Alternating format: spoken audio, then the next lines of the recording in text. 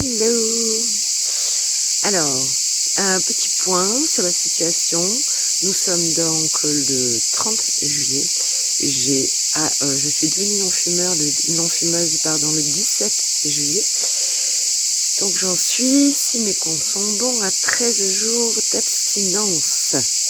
Enfin, 13 jours de nouvelle vie, quoi. Parce que le mot abstinent désignait peut-être qu'il va y avoir une fin d'abstinence. Or là, j'ai déterminé que ça serait à vie, en fait, que je ne fumerais plus. Alors, je suis super contente parce que hier soir, du coup, grosse soirée avec tous mes amis qui fumaient. Il y en avait même ceux que je croyais qu'ils fumaient pas, fumaient en fait. Donc c'est marrant parce que quand on fume, on a vraiment la perception qu'il n'y a que nous qui fumons. Et quand nous arrêtons de fumer, on se rend compte qu'en fait, il n'y a que nous qui ne fumons pas, quoi. C'est assez étrange. Donc voilà, c'était super intéressant. Enfin, pratiquement que des amis fumeuses. Il y en avait vraiment très peu qui fumaient pas. De tout type, cigarettes ou cannabis, peu importe. Et j'ai totalement résisté, vraiment. Et puis en plus, j'en ai parlé à tout le monde. Donc c'était mon coming out de non-fumeuse. Et je suis contente parce que c'est un espèce de contrat social. Quand on commence à en parler à tout le monde et qu'on n'a pas envie de se prendre la honte en redevenant fumeur peu de temps après. Donc ça veut dire quelque chose qui s'ancre à l'intérieur de soi. Et alors d'autant plus qu'une personne m'a mis au défi. Et m'a dit devant plein de gens, oui, oh, tu dis ça, mais on va venir te voir dans 15 jours et ça se trouve, on en reparlera parce que tu vas fumer, quoi. Et là, je lui ai dit, écoute, ça fait 34 ans que je fume et j'ai jamais tenté d'arrêter de fumer auparavant. C'est la première fois que je décide d'arrêter de fumer et parce que je m'étais dit que la fois où je le ferais, ça serait définitif. Et donc là, j'ai dit, là, je te regarde dans les yeux et je t'affirme que c'est définitif. Et là, c'était très rigolo parce que tous mes amis ont applaudi. Donc voilà. Mais autant vous dire que ça m'a fait un petit gloops quand même parce que après, je me suis dit, si jamais je change d'avis.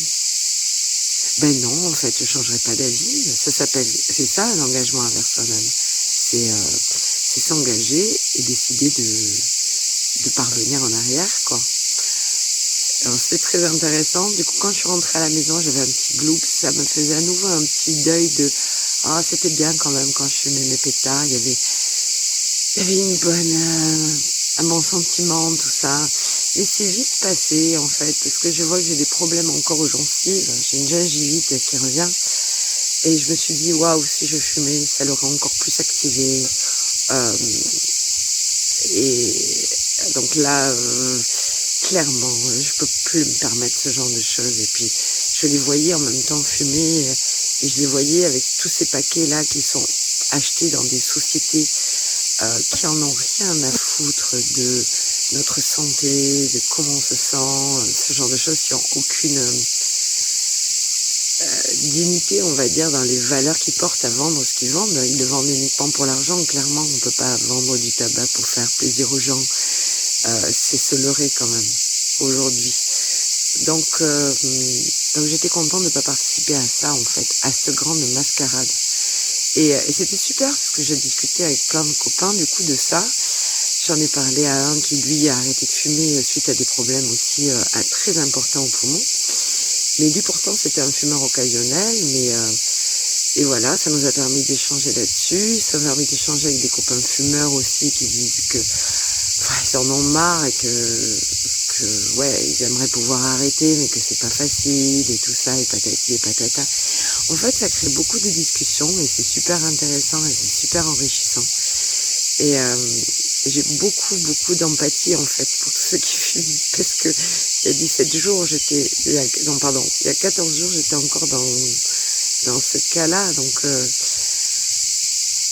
voilà, c'est incroyable parce qu'il y a vraiment quelque chose qui sépare le mental. En fait, on croit vraiment que dans l'arrêt de la clope, il va y avoir énormément de résistance, énormément de souffrance, énormément de problèmes. on sous-entend ça. Mais c'est des croyances qu'on se crée, parce que clairement, là, j'ai arrêté.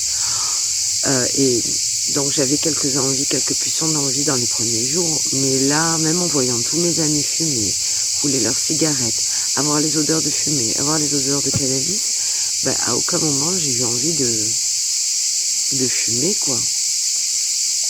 Et je trouve ça tellement surprenant, en fait. Je m'y attendais tellement pas que ça me surprend de jour en jour. Et je suis contente de le témoigner par vidéo parce que ça me permet d'ancrer ça, de me dire c'est pas juste dans ma tête, quoi. Voilà. Voilà, voilà. À tout bientôt.